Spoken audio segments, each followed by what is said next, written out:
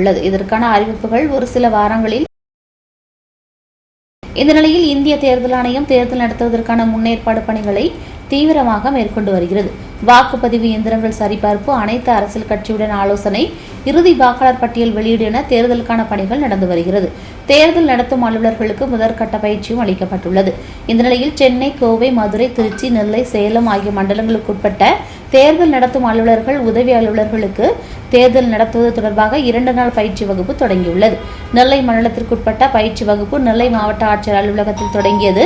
தொடர்ந்து இன்றும் நாளையும் நடக்கும் இந்த பயிற்சி வகுப்பை மாவட்ட ஆட்சியர் சுகுமார் தொடங்கி வைத்து தேர்தல் நடத்துவது தொடர்பாக ஆலோசனை வழங்கி பேசினார். இதனைத் தொடர்ந்து டெல்லி மற்றும் சென்னையில் பயிற்சி பெற்ற அதிகாரிகள் கலந்து கொண்டு பயிற்சி அளித்தனர்.